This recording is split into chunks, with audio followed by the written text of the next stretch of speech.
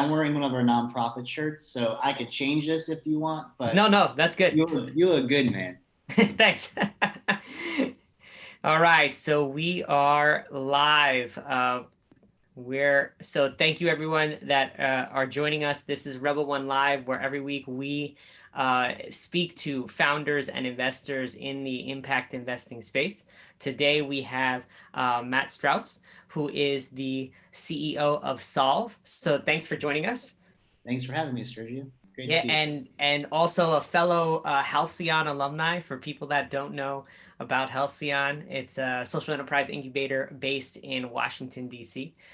So I'm glad to have a fellow alumni on the call. But Great. yeah, Matt, I would love for you to give. I can give a brief introduction. Matt from the Chicago area, passion for venture and also startups. It has been a mentor in the space and an entrepreneur. But if you can share a little bit about your background and walk us to how you ended up, uh, I would say, launching Solve. Yeah, so thanks again for having me, Sergio. Um, it's been a journey. Before my job before this was actually venture capital. Wow, it's been about 3 years now. So it was an accelerator that had a couple of funds behind them and had actually an investment banking model. It was a cool business called Venture Connects. They also owned a conference. It was a unique concept. But at that time, I was lucky because I saw over 500 startups pitch to me. And it was awesome. I realized it was as much the entrepreneur, if not more, than the business model. And so while I was there, I thought that was my future venture capital. It was fun. I was helping people, but I realized like it was people with sometimes more privilege or more opportunities than others. So along the way, I met someone that's actually our team member. His name is Dominique Wilson, and Dom and I had actually one of our networking events that we had at Venture Connects. And I was like, Dom, I have this idea. I don't know what it is. And when you meet Dominique, right when you start talking to him, you just want to like just do anything you can to work with him and help him and just be with Dom. So yeah, fast forward to today, Dominique and I agreed that we have this challenge in underserved communities that no matter what zip code you live in, we thought there should be equal access for everyone. So we built a software to solve that problem. So no matter what nonprofit, what school, what training program, or just our landing page that you sign up through in whatever zip code in Chicago right now, you can find other training programs, other jobs, other careers, other supportive services to get back on your feet. So it's been a journey though, but in summary, Dominique really inspired me and I hope I inspired him as well. And he's actually one of our co-founders. That's great. That's great. So I brought up your website too, talking about connecting people to job opportunities. I wanted to take a step back as well for you, and if you can share a little bit, the audience uh, is passionate about impact. Usually, either aspiring founder or investor. A mix of the two. Uh, for you, what caused you to go from venture into starting a startup? Normally, people on the investor side want to stay on the investor side. Can you share more about that? Yeah, I've always wanted to help people, and the more I was doing the venture capital stuff, I was like, maybe I can come back to this one day and enjoy it more. But yeah, seriously, after meeting Dominique and I was also mentoring about 20 people across our south and west side of Chicago that were just facing one barrier or something, trying to get back on their feet.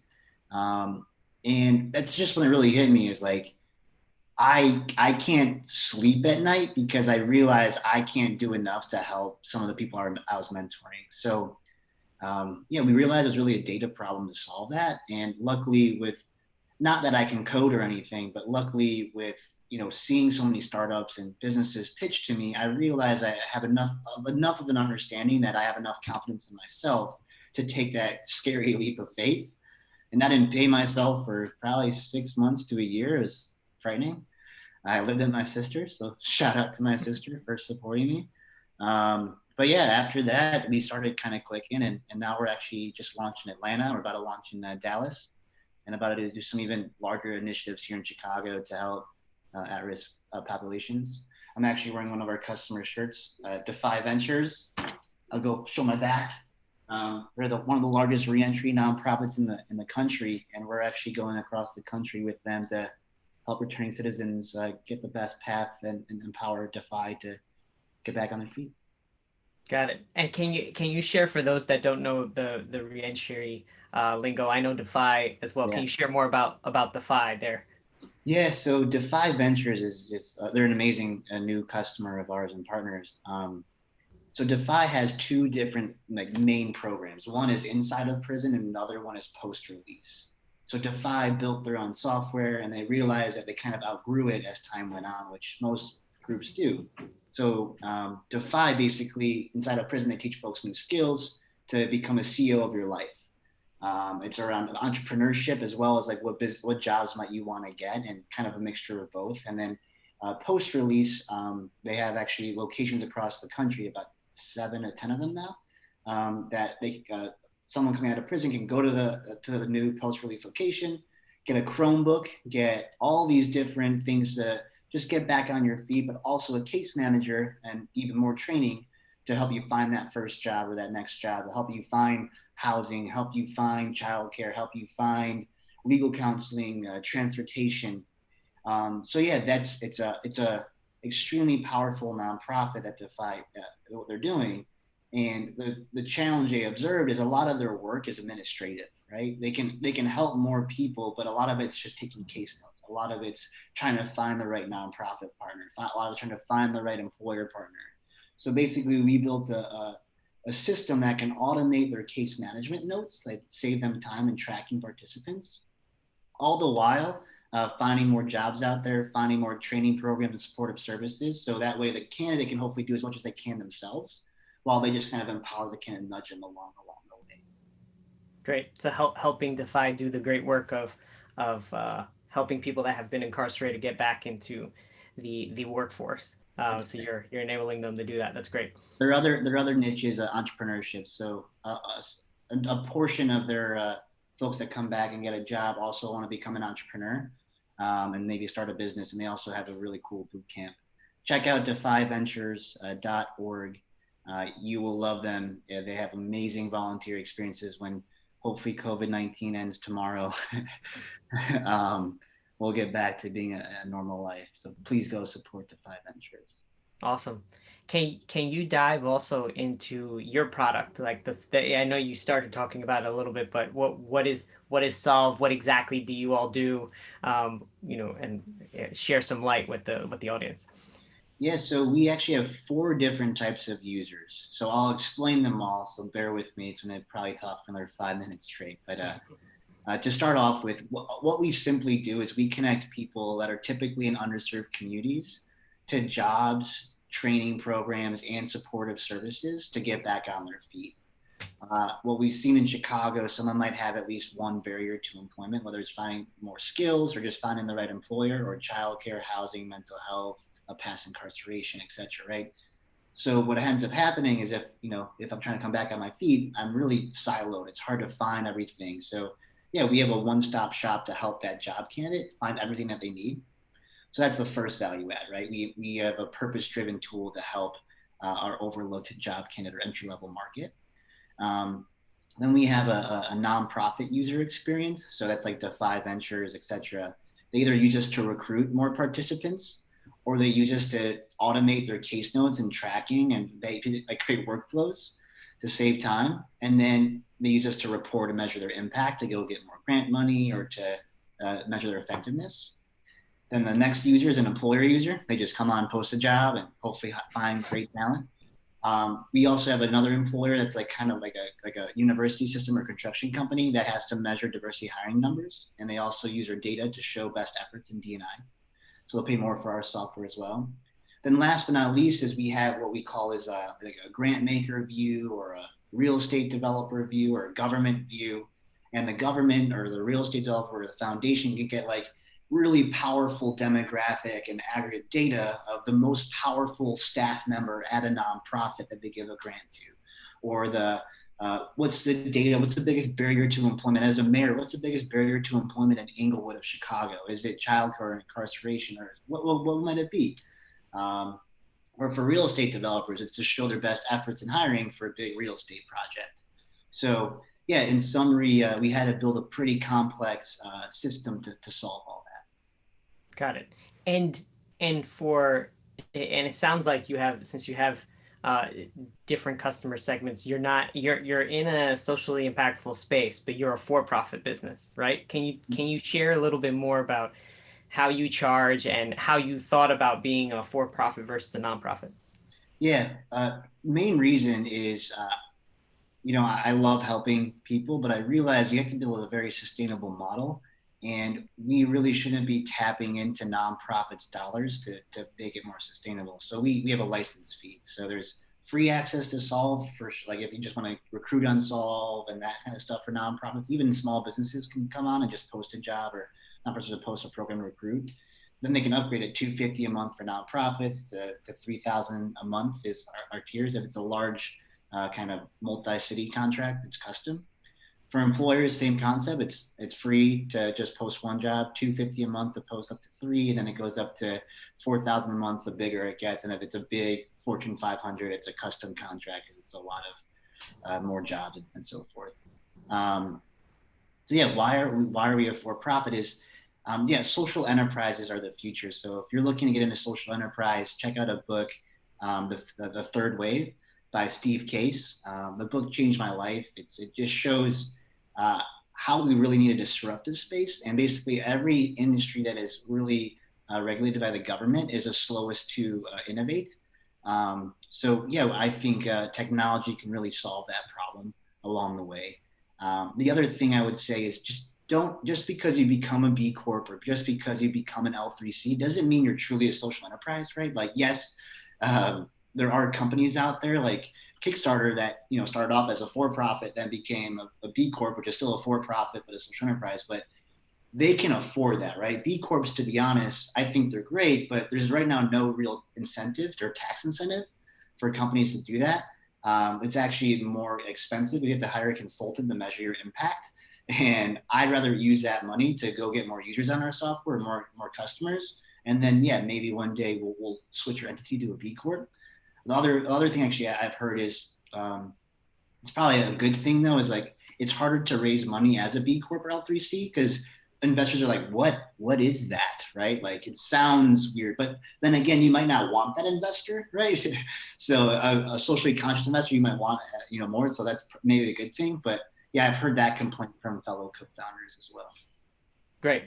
No, and I wanted to dive into that because you have typically what I see is in the for-profit space, people that see a socially impactful startup and say, I'm gonna step away from that because they're not in it to make money, which is not true. And then you have people in the nonprofit space that they may see they may get negative vibes from focusing on for profit. And there is, and I believe what you're saying is the future is making businesses that just need to be socially focused at Yeah. its core. So I'm glad that it's hard because Yeah. you have to do two things, right? You have to be profitable, but also make sure you're focused on your purpose and the impact you want to make. And if you don't mind me adding to that, so what we've realized and how we're expanding in a new city. So we have a group called the Georgia Opportunity Project, or Hiring While Doing Good, and then in Dallas we have the Greater Council of Dallas.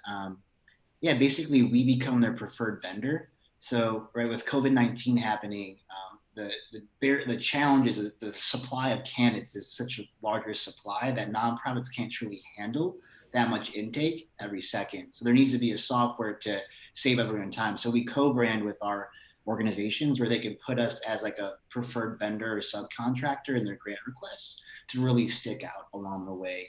So that's really how we've solved that problem in empowering nonprofits. So that way they could just do what they're always doing, but just saving them time along the way. Got it.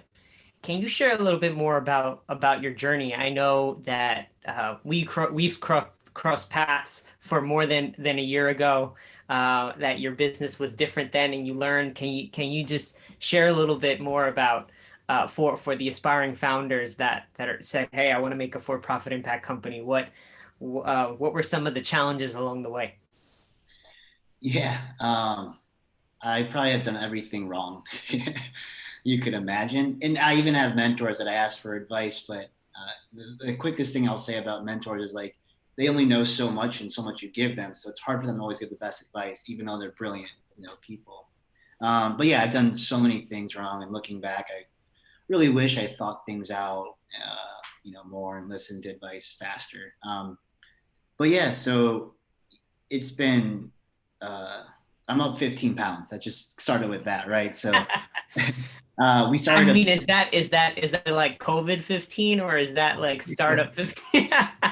I call that the startup 15. So it's been over the last 2 years, I've had to put in between, and my girlfriend will tell you, I've had to put in between 10 to 15-hour days, almost on a 6-day basis. I always need at least hopefully one day off. And that day off, like I want to get healthy, but I'm just so tired. I sleep. And the reason why this all happened is that we started off with an MVP, and basically it's a case management tool. And it crashed July 2019. We had at that moment with Dominique was hustling and getting more nonprofits and candidates in one neighborhood.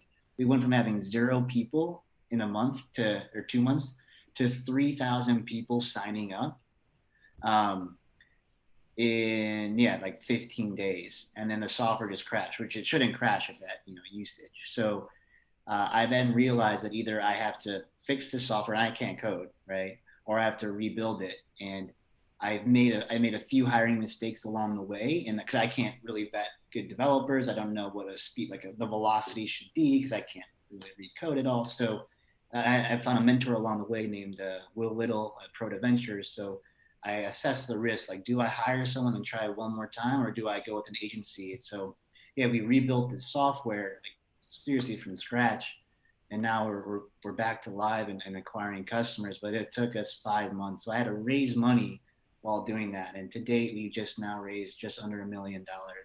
We just moved into an opportunity zone to really show that we're here to help our communities as well. And shout out to Verite, our newest opportunity zone investor. That's great. No, thank you for sharing that. What were some of the things in going through that? Because I've same thing, been through the fire. Like you said, you stayed with family. I think a lot of people uh, see the founder journey as exciting and exhilarating, and they skip all the in going, hey, I want to be a founder. They skip Yeah. all the seemingly impossible things or unreasonable things we need to do to just make things work. So what helped get you through? My girlfriend was great. Dominique, really, I hope you meet him. I know you haven't met him yet, but yeah, Dominique, his energy is just always so positive. If I'm in a bad mood, he'll come light me up or make me happier. So yeah, your team is really important. But yeah, it's investors. Dario Medina, who just came on full time with us, helped a lot. A guy named Travis Centers, who just got us the contract in Dallas. He'll be coming on full time in July. Yeah, they really were my support along the way, and yeah, and family, of course, too. Don't get me wrong. So make sure you just it's just you gotta find positive people, right? Yes, you need negative people to tell you what to fix. And so, for example, Mike Gamson is one of our investors from LinkedIn, and I'll never forget. There's a time, right, probably around September of 2019, and I told him what we're doing, and he said, Matt, I still don't know what you're doing. And I invested, look, I only have so much time. You get 5 minutes of my time a month. If next time you talk to me and these 5 minutes aren't used wisely, I'm just going to keep my investment in, but yeah, I'll just be a friendly advisor. So yeah, I was so scared. I cried that night. I didn't know what to do. I felt like I let him down. And then in summary, I followed up with him about 3 months later and showed him. He's like, okay, you understand what you're doing. You're very clear and good job. So yeah, there's just moments. I'm just rambling on right now, but what I would just say is, as an entrepreneur, it is especially like there's two different types, right? There's a lifestyle entrepreneur and there's a tech entrepreneur or a try to grow and raise money entrepreneur. I highly recommend that you figure out which one you want before you do this, because if you just want to have that 9 to 5 life and that you enjoy that and you enjoy running every second and all that, like that's great. You might not want to think about starting a tech business because that's a lifestyle business. Absolutely. No, and thank you for sharing that because I think there's different elements in that, right? It's like asking for help, surrounding yourself with the right people, but also the value of having those people. Uh, they care for you, so they didn't. He didn't leave, but he believed so much, and I tell people direct feedback is a gift that not everyone has the courage to give. Yeah. So surrounding yourself with people that do that and are still there are, I think, a positive thing to do. So I appreciate you sharing that story. Can you share more in focusing on the problem you're unpacking? Right, Yeah. it's notorious that there are so many people looking for jobs. I know from being in the ed tech system, the process is messy, written with bias. It takes forever. It's painful on either side. What do you envision for this field? What needs to happen in order to help people, especially at this time with so many people that are unemployed, get back to work? Yeah, there's for sure a couple things. So I'll start off with one.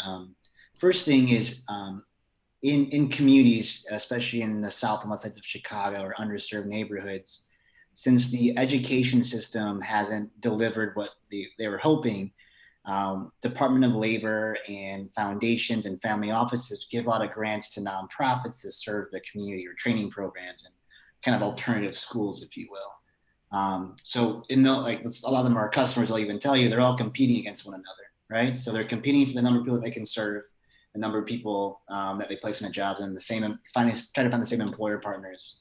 So what ends up happening is right where I grew up, my social capital was this big, right? Because I had family and friends, and then my friends had friends, dads, and moms that had jobs that I got access to for an internship, right? In our communities, these nonprofits are the social capital, right? So if your name is Peyton or Johnny and you live in Englewood, you want to get a job, the job is here, but you have to find all of these siloed nonprofits to figure out which one you like or the skills to get to that job, right? The challenge is they're all limited with marketing dollars, right? They're all limited in competing for funding. So if you go to this one, they don't want you to go to this one sometimes, right? Because they're competing for the same grants. So what ends up happening is you just have a very siloed challenge. And every program has different rules for eligibility and for who you can work with. So that really frustrates the job candidate on how to get back on their feet. So that's the first problem is solving the silos. So like we're excited to launch in Dallas and Atlanta, and I'm hoping in Chicago like we have a couple like citywide initiatives coming up, but not like a full citywide initiative. Like we're almost about to launch one with a big partner here, but we're seeing where it's at. That's what needs to happen, right? Like we have to break down the silos in our communities because social capital is so powerful.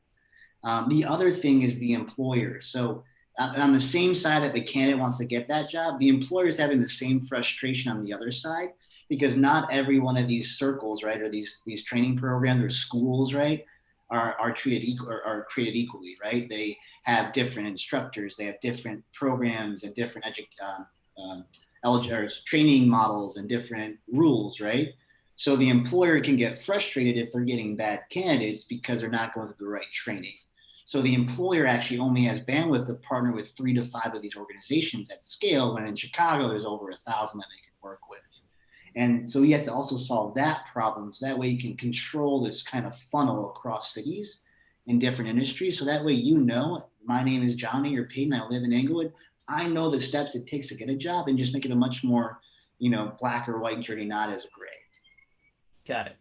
Yeah, and one of the things I think about also is not only in centralizing it, but do you have it just what do you do to make it easier to match and standardize in the process, right? I think LinkedIn is it has done, like has done a job with trying to standardize, but typically in that process, especially those who don't have a college degree, the other I would say 60% of the U.S. and around the world like end up getting filtered out of some jobs they may be qualified for. What more can what are you guys doing to help create visibility there, or what do you Yeah. think needs to happen? Yeah. So first thing is you got to find talent to solve that problem. So I have ideas, of course, but I can't code or execute on that. So Samir Mirza, one of our new co-founders as well, and sold his business to Twitter for he sold Tab Commerce to Twitter, which he then worked for Twitter and built the whole recommendation engine on Twitter to suggest which ads you want to see, etc. So Samir is like the guy. Actually, Mike Gamson tried to recruit Samir, and I'm proud to say I beat Mike Gamson in something. Um, so yeah, Samir is the guy we need for that problem. So the problem to kind of clearly articulate what you just said, even though you did great at it, sorry. No, no, do it. You're in the that's you're the expert. So the problem is, right, if you have a job, if you have been working for over 2 years to 5 to 10 years, you have enough of a resume and skills you can prove and credentials and certifications and education. So, right, those job boards that have skills matching and all that AI, that cool buzzword right now, those candidates will always get a great recommendation. That's why LinkedIn has like, oh, you're gonna love this job, right? The challenge is in our market, you don't have that, right? So you don't have um, someone that has held a job for longer than 6 months. Sometimes you don't have someone that has have a degree or education or whatever it might be. But what you have is someone's grit and determination. What you don't have is someone's trust in society and knowing how to overcome all these challenges. Because if you're dealt with systematic barriers, you want to give up, right? So yeah, we believe there needs to be a purpose-driven tool and recommendation engine that shows the following things, right? It shows your grit. So it shows you progressing, that you're going through the following workflows, or we call it pathways, right? That you're actually updating your profile as time goes on. That you're that's like the showing you how to get job ready, right? So you got the certification, you got this, you passed this training program, and now you should see more jobs, or you can get more jobs. The other is the first problem before you even do all that, though, is all these circles, right? All these training programs in schools. If my name is Peyton or my name is Johnny and I live in Englewood, for example, I'm not eligible for every one, right? So we've seen the eligibility might be, it's called like WIOA or TANF eligible or HUD eligible or city college eligible or high school eligible, right? They all have different rules. And so when you don't have a true recommendation engine, we can actually show what they're eligible for based on their resume that they build on Solve or try to build, and slash or their barriers or challenges towards employment if they're receiving government benefits. We can actually show you the ones to go to and apply for online, see if you hear back before you take 5 different train rides and bus rides to get there. One of our other supporters, Harry Gottlieb, said he wanted to support us because he saw that there were some of the people that he was mentoring in our south and west sides. They're taking 14 different bus rides and train rides just to figure out where to go to. They're waiting 2 hours at locations trying to figure out if they're eligible for a program. Our time, our folks in our community's time is way more valuable than your time or my time, because it's a day can lead to not knowing where to sleep. A day could lead to not knowing how to take care of your family. A day could lead to doing the wrong things. So as a society, as a city, I get frustrated because we got to get a lot faster at helping people, right? We got to pretend that like nonprofits and government isn't like it's all fuzziness. Like we're solving a bigger problem. We're solving people's lives problem. We're not solving a, hey, I'm gonna ship you something in a day problem, right? We're solving the livelihood of families and people in your neighborhood and your city to get back on their feet. And that's what really like why we work so hard, is that we're frustrated. Like we know that people deserve a true second chance, and they are getting them, don't get me wrong, but they deserve more than one, right? If they don't feel like it's the best fit for a program, they deserve more access. I Great. can rant on forever. No, I love it. I love it. Thank you, Matt, for that. And can you share a little bit before we close? What's next for Solve? You mentioned Dallas. You mentioned Atlanta. Yeah, so yeah, we basically how we grow are a few ways. We get like a large employer or a large nonprofit or a government system or a foundation. They basically partner up with their local leaders, and then they pay for a license to use our software, and we co-brand it for that market. So yeah, we're launching Atlanta for a COVID-19, or we just launched in Atlanta. We just are about to launch in Dallas for COVID-19 response. And then with Defi Ventures, we're launching in California, Wisconsin, New York, Colorado, somewhere else.